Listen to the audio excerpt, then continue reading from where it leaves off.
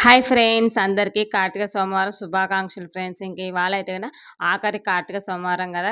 ఎవరైనా పూజ చేయలేని వాళ్ళు ఉంటే కనీసం సాయంత్రమైన 2 దీపాలైనా వెలిగించండి. చాలా మంచిది. ఈ కార్తీక మాసంలో మనం రోజు చేయకపోయినా ప్రతి సోమవారం అయినా 2 దీపాలైనా వెలిగించి వీలైతే గుడికెళ్ళి దర్శనం చేసుకొని అక్కడ ఒక దీపం పెట్టామంటే ఎంతో మంచి జరుగుతుందనమాట. మనం అనుకునేది ఖచ్చితంగా జరుగుతుందని నేనైతే నమ్ముతాను ఫ్రెండ్స్. నాకు పెళ్ళైనప్పటి నుంచి నేనైతే పాటిస్తూనే ఉన్నాను ఈ కార్తీక మాసం అనేది.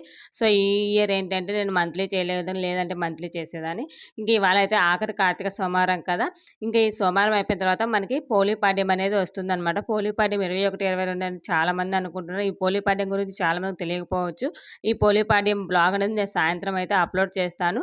స్కిప్ చేయకోకుండా చూడండి. ఎలా ఉంది ఏంటి కామెంట్ బాక్స్‌లో కామెంట్ చేయండి. అలాగే కార్తీక సోమవారం అందరూ మంచిగా సెలబ్రేట్ చేసుకున్నారా లేదని అది షేర్ చేసుకోండి. నేనైతే మార్నింగే లేచేసి ఈ విధంగా అయితే ఇంక లాస్ట్ వారం కదా అని టెంకాయ అయితే కొట్టేసుకున్నాను. అంటే ఫ్రూట్స్ పెట్టేసి టెంకాయ కొట్టాను. ఇంక ఉపవాసం ఉండి ఈవినింగ్ అయితే గుడికెళ్తాను ఫ్రెండ్స్. మళ్ళీ బ్లాగ్‌తో కలుసుకుందాం. అంతవరకు బై. బై. Take care.